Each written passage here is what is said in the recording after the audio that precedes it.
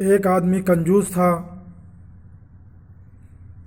وہ جو ہے نہ صدقہ کرتا تھا، نہ زکوٰۃ دیتا تھا، نہ اپنے بچوں کے اوپر زیادہ خرچ کرتا تھا۔ آخری ٹائم میں اپنے بیٹے کو بلایا اور بلا کر کے وہ اشرفی کی تھیلی لا کر کے دے دیا، اور بیٹا بھی ویسے ہی خندقی تھا۔ جب اپنے باپ کو جو ہے قبر میں اتارا تو ساتھ میں وہ اشرفی کے تھیلی جو ہے وہ بھی قبر میں ڈال دیا۔ بولا جب تک یہ زندہ تھے تب تک تو ہمیں خرچ کرنے دیے نہیں، اور جب دنیا چھوڑ کر کے جب جا رہے تو یہ ہمیں جو ہے خرچ کرنے کے لیے دے دیے۔ وہ جوان جو ہے اسی میں ساتھ میں ڈال دیا۔ خیر کچھ دن کے بعد جو ہے اس کے اوپر غریبی کا نوبت آیا، پریشانی کا نوبت آیا، تو وہ جوان نے سوچا کہ چلو کون سا پیسہ جو ہے وہاں سے کچھ غائب ہو گیا ہوگا، لاؤ جاتے ہیں ابا کے قبر کے کھودیں گے اور کھود کر کے اس میں سے نکال لائیں گے۔ تو گیا، جا کر کے کھودا تو دیکھتا ہے وہ اشرفی کی تھیلی جو ڈالا تھا وہ سارا کا سارا جو ہے وہ جس طرح سے عورتیں اپنے دوپٹے میں ستارہ ڈالتی ہے اسی طریقے سے جو ہے پورے جسم میں ایک ایک اشرفی کا جو سکہ جو ہے وہ پورے جسم پہ لگا ہوا ہے۔ بعد میں جو ہے یہ بولے لاؤ ایک دیکھتا ہوں نکال کر کے ایک سکہ۔ تو جب ایک سکہ وہ نکالے تو ان کو ایسا ہاتھ میں، اس جوان کو ایسا ہاتھ میں جلن ہوا کہ اس نے جو ہے منہ میں انگلی لیتا ہے بار بار، مگر اس کو لہر جاتا نہیں ہے ایک سکہ نکالنے کے اس میں۔ بعد میں اس نے کیسے کیسے کر کے بند کیا قبر، اور اس کے بعد میں پھر آ کر کے ادھر ادھر ڈاکٹر کو دکھلوا رہا ہے۔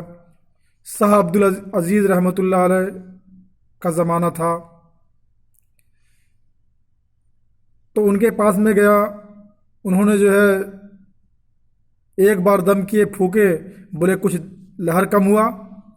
بولا نہیں کم نہیں ہوا۔ دوبارہ دم کیے، پوچھے کم ہوا؟ بولے نہیں۔ اس طرح 3 بار کیے، بولے نہیں کم ہوا۔ بولے دیکھو صحیح صحیح بتاؤ کہ تم یہ کیا کر کے لے کے آؤ، یہ تو انگلی جو ہے کوئی آگ میں جلا ہوا نہیں، یہ تو جہنم میں جلا ہوا ہے۔ شاہ عبدالعزیز دہلوی رحمۃ اللہ علیہ جو ہے بتائیں، سچ سچ بتاؤ کیا بات آخر؟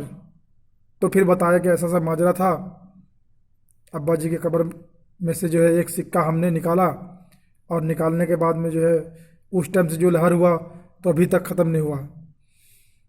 تو شاہ عبدالعزیز دہلوی رحمۃ اللہ علیہ جو ہے بتائیں کہ ایسا کر کہ علیحدگی میں تو جا، اور جا کر کے اللہ کے ڈر سے رو، اللہ کو یاد کر کے رو، اور وہ جو آنسو نکلے گا اس آنسو کو اپنے انگلی میں لگائے گا تو ہی ٹھیک ہوگا، باقی اس کا کوئی علاج نہیں ہے، کوئی دوا نہیں ہے۔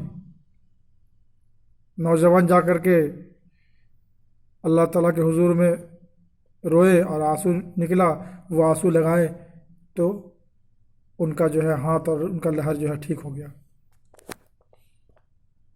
تو اللہ تعالیٰ سے یہ بزرگوں کی واقعات سن کر کے، سمجھ کر کے ہمیں اپنے آپ کو تیار ہونا ہے، کیونکہ اللہ تعالیٰ جو ہے قیامت تک کا اپنے نیک بندے کو بھی بھیجیں گے اور باقی اور بھی بندے کو بھیجیں گے، کیونکہ یہ امتحانی کمرہ ہے، یہ دنیا جو ہے نا امتحانی کمرہ، جو بھی آیا یہاں امتحان دینے کے لیے آیا، اور یہ راہ گزر ہے، راستہ ہے، یہاں رہنے کی جگہ نہیں ہے۔ تو ہم لوگ ان لوگ کے واقعات کو سن کر، جان کر اپنے اندر اپنی اعمال کو بنائیں کہ مالداری میں کیا کرنا ہے اور غریبی میں کیا کرنا ہے۔